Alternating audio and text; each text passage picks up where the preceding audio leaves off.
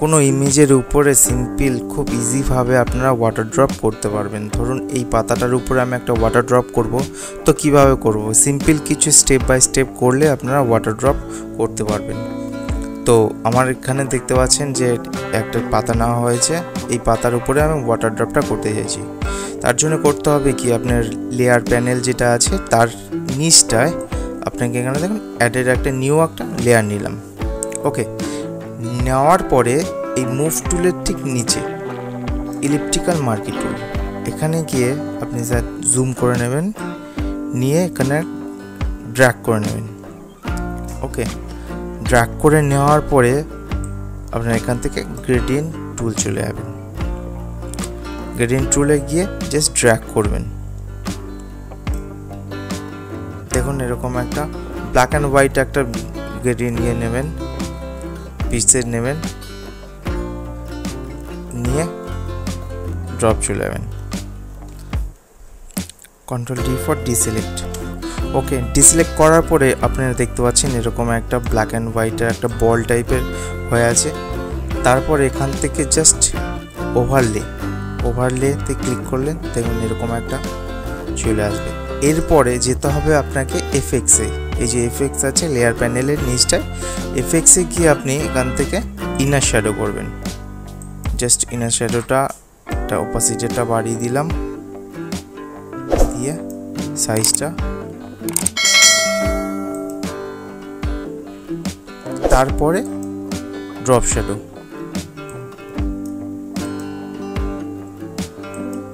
যে সাইজটা বাড়িয়ে দিলে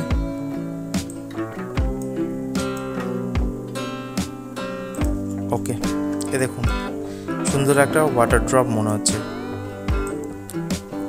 তো ওয়াটার ড্রপের এরকম একটা শেপ চলে আসলে, যখনই এরকম চলে আসবেন দেখবেন ওয়াটার ড্রপ, তখনই করতে হবে কি, এখান থেকে আপনার ফোরগ্রাউন্ড কালারটা হোয়াইট করে নেবেন, করে নিয়ে আর যে ব্রাশটা নেবেন, ধরুন এই ব্রাশটা নেব, এই ব্রাশটা সফট থেকে নেবেন, এটা হচ্ছে হার্ড, এটা হচ্ছে সফট।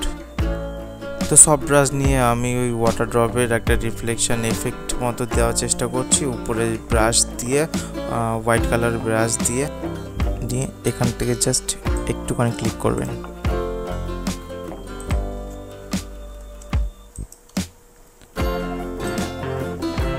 দেখুন এবার এই ওয়াটার ড্রপটা আপনারা যে কোনো শেপে নিতে পারেন, জাস্ট ওয়াল করে ছোটভাবে করতে পারেন, খুবই ছোট।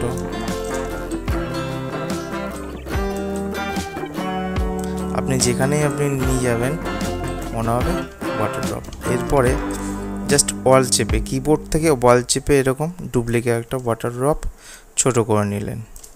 খুব ইজিলি অ্যান্ড সিম্পলভাবে আমি কিভাবে যে কোনো ইমেজের উপরে ওয়াটার ড্রপ কিভাবে করা যায় আমি দেখিয়ে দিলাম। এই আমটার উপরে আমি ওয়াটার ড্রপটা রাখবো, মুভ টুল নিয়ে, এই দেখুন এটা হলো সিম্পল ইলিপ্টিক্যাল মার্কি টুল দিয়ে আপনি ওয়াটার ড্রপ করতে পারেন। এরপরে আর একটা প্রসেস আছে যেটাকে রিয়েল ওয়াটার ড্রপের মতো মনে হবে, সেটা করতে হবে আপনি কিবোর্ড থেকে পেন টুল নেবেন, নিয়ে জাস্ট এরকমভাবে ড্র্যাগ করবেন, এখান থেকে নিয়ে কন্ট্রোল এন্টার নিয়ে নিলেন। সিম্পল এখান থেকে shift control N for new layer, shift control N for new layer, এখান থেকে ওকে করলে সিম্পল গ্রেডিয়েন্ট টুল নিয়ে জাস্ট বরাবর আপনি ড্র্যাগ করবেন, করে এই লেয়ারটা আবার ওভারলে ক্লিক করলেন, ক্লিক করে জাস্ট ওই ওয়াটার ড্রপ এফেক্টসগুলো দিয়ে দিলাম, করে দিলাম। তো ইজি অ্যান্ড সিম্পলভাবে আমি কীভাবে যে কোনো ইমেজের ওপরে ওয়াটার ড্রপ কীভাবে রাখা হয় সেটা আমি দেখিয়ে দিলাম। আশা করি আপনার বাড়িতে একবার দুবার প্র্যাকটিস করলে আপনারা নিজেও করতে পারবেন। তো ওকে, ধরুন আমি আমার নাম দিয়ে একটা ওয়াটার ড্রপ করতে চাইছি। তো নাম দিয়ে ওয়াটার ড্রপ করার জন্য আপনাকে সিম্পল আপনার নামটা যেই নামটা হবে সেই নামটা আপনি টাইপ করে নেবেন। ধরুন আমার নাম SUMN সুমন। এবার কন্ট্রোল টি আর শিফট চেপে আপনি বড় করে নেবেন। নেওয়ার পরে এবার এই লেয়ারটাকে দেখুন টেক্সট লেয়ার আছে, এখন এই টেক্সট লেয়ারটাকে আমি নর্মাল লেয়ারে নিয়ে আসবো। সুতরাং ওইটা আর একটা কপি, কন্ট্রোল জে প্রেস করবেন, দেখুন আর একটা কপি হয়ে যাবে। তারপর নিচের লেয়ারটা মার্চ করে নেবেন, দেখেন একটা লেয়ারে চলে আসলো, একটা অবজেক্টে পরিণত হলো। এবার করতে হবে কি, জাস্ট ওই লেয়ারটাকে, যেই লেয়ারটা রয়েছে এখানে কিবোর্ড থেকে কন্ট্রোল প্রেস করে জায়গাটা ক্লিক করলে সিলেকশনটা নিয়ে নেবে। সিলেকশনটা নিয়ে নিলে আপনারা আবার গ্রেডিয়েন্ট মুভের টুলে গিয়ে ব্ল্যাক অ্যান্ড হোয়াইটে ক্লিক করবেন। নিলে ব্ল্যাক অ্যান্ড হোয়াইটে নিয়ে নিল।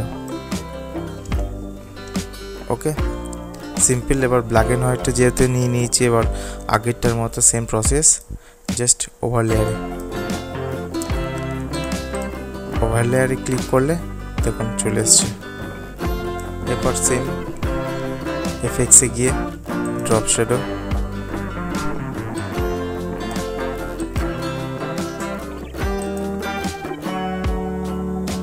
আর ইমেজ শ্যাডো।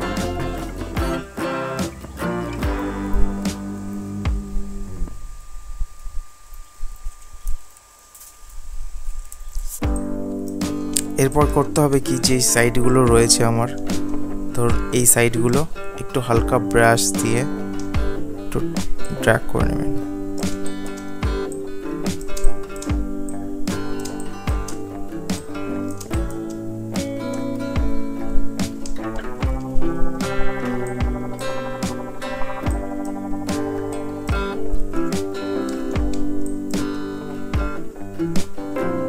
তাহলে দেখুন জাস্ট